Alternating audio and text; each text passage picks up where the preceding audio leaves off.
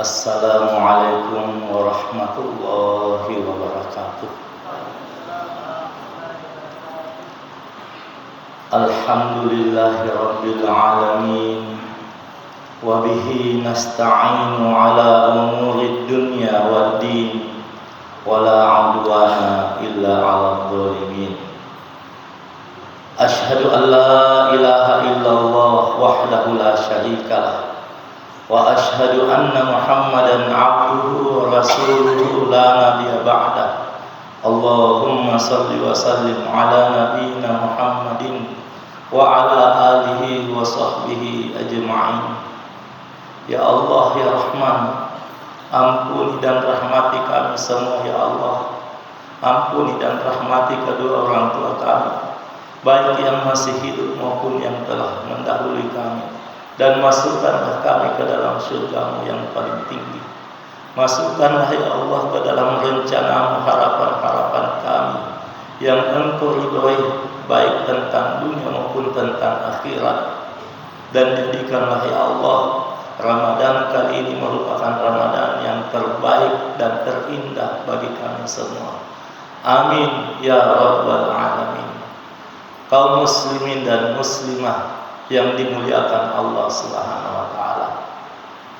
Seorang pemuda dari Yaman dengan penyakit sopak, badannya belang-belang, hampir tidak dikenal di masyarakatnya. Tinggal bersama dengan ibunya yang tua yang sudah lumpuh. Pemuda ini sama sekali tidak pernah membantah ibunya. Pemuda ini apapun yang disuruhkan sama ibu pasti dikerja, berat atau ringan, tidak pernah dia tolak. Tidak pernah satu kata pun, satu ucapan pun, satu perbuatan pun yang membuat ibunya tersakiti. Selalu ibunya tersenyum dengan perbuatan anaknya. Sehingga suatu hari ibunya memanggilnya, "Nak,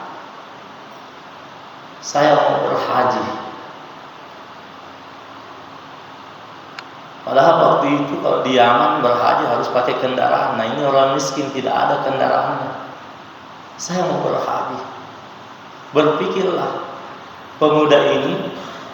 Kemudian akhirnya dia berhasil kumpulkan uang untuk beli lembu kecil, anak lembu.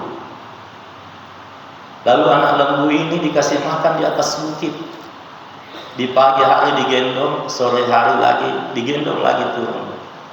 Kurang lebih 8 bulan seperti itu. Walaupun sudah lebih 50 kilo itu lembu tetap diangkat naik turun tiap pagi selama 8 bulan. Masyarakatnya hampir berkata, "Ini pemuda gila ini. Apa yang dia kerjakan? Kenapa seperti itu? Kenapa enggak bikin kandang di atas bukit saja? Tidak lagi capek-capek."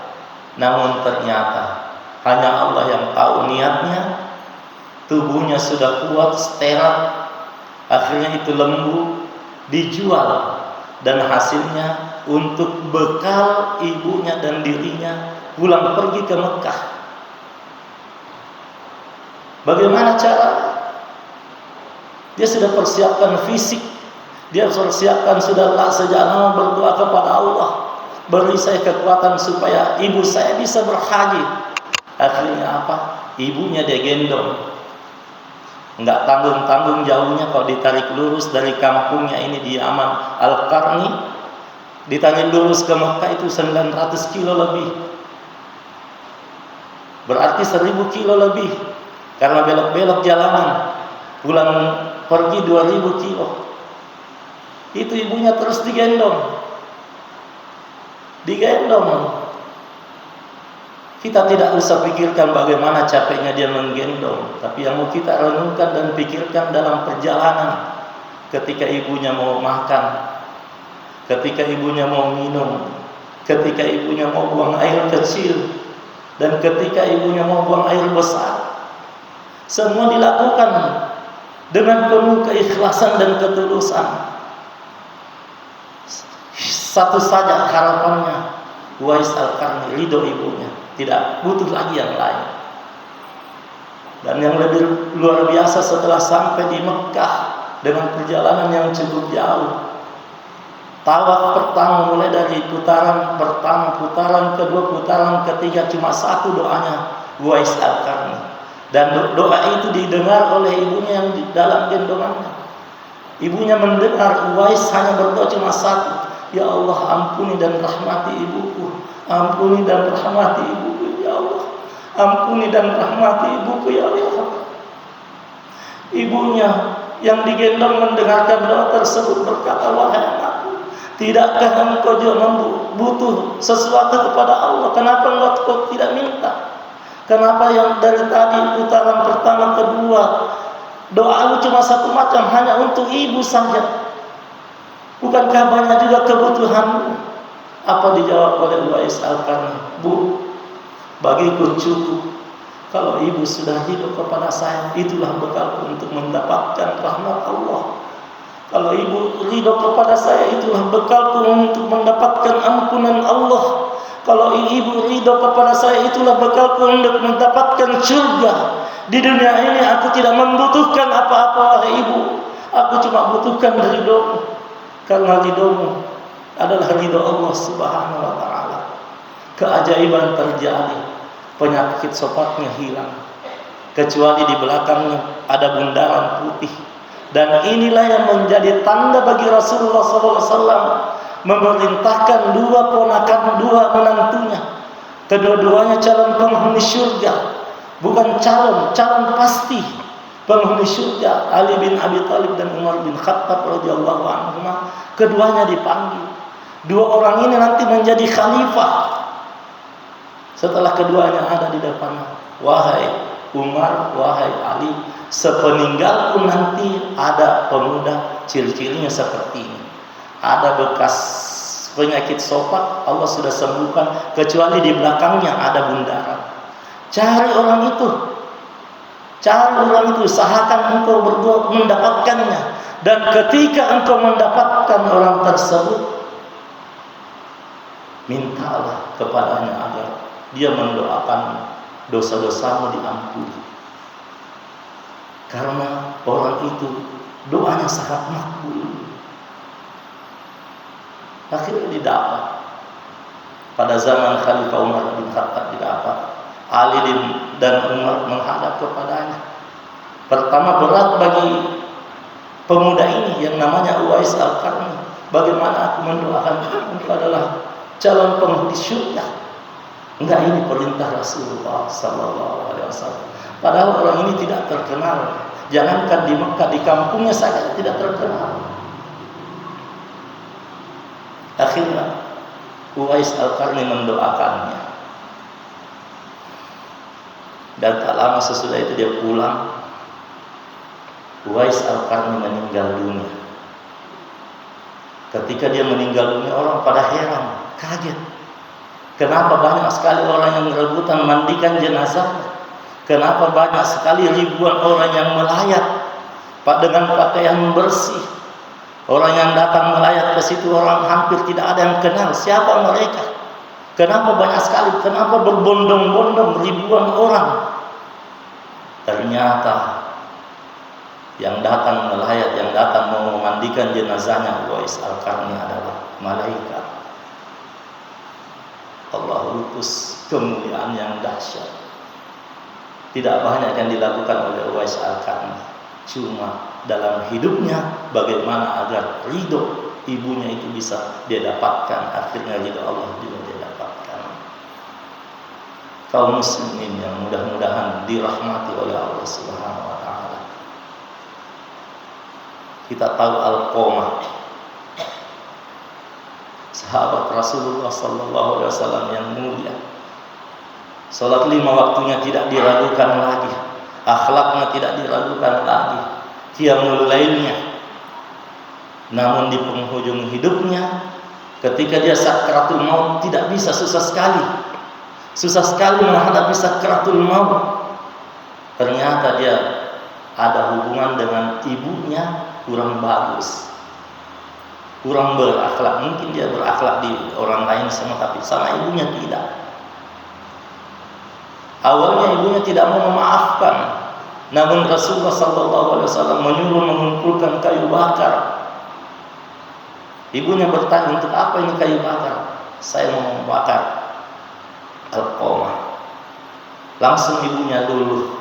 Dia berkata, aku maafkan anakku, aku ridhoi anakku. Akhirnya Alqamah, sahabat yang mulia, langsung meninggal dengan penuh kedamaian, ridho orang tua. Kaum muslimin yang mudah-mudahan dirahmati oleh Allah Subhanahu wa taala. Kita ingat peristiwa yang tidak pernah terjadi di dunia namun terjadi di Mekah. Dua kakak adik berperkara, bersengketa. Bukan masalah harta, bukan masalah dunia, masalah bagaimana supaya hak asuh jatuh kepada dirinya. Ibunya sudah lumpuh. Selama ini kakaknya yang mengasuh ibunya di desa. Sekarang adiknya minta giliran supaya hak asuh juga jatuh kepada dirinya, namun kakaknya tidak memberikan. Biarkan ibu mati sampai ibu meninggal sampai sama-sama saya terus. Akhirnya dikasih masuk ke pengadilan, berperkara. Hakim juga bingung bagaimana cara memutuskan, namun sang adik memberi alasan yang tepat. Selama ini kakak saya mengasuh ibu saya yang sudah tua dan lumpuh. Sekarang saya minta hak asuh jatuh kepada saya. Saya tinggal di kota, fasilitas kesehatan lebih dekat, dokter lebih dekat, desa jauh. Akhirnya hakim memutuskan hak asuh jatuh kepada adiknya. Apa yang terjadi sama kakaknya? Dengan jenggot yang lebat, akhirnya dibasahi oleh air mata. Dibasahi oleh air mata. Karena dia kalah, karena dia berkata, mulai saat ini hak asuh jatuh kepada adik saya. Namun dia ridho dengan keputusan hakim. Akhirnya hak asuh dibawa ke adiknya di kota. Namun kakaknya tidak mau ketinggalan. Sering sekali dia bermalam di rumah adiknya demi untuk mengabdi kepada ibunya.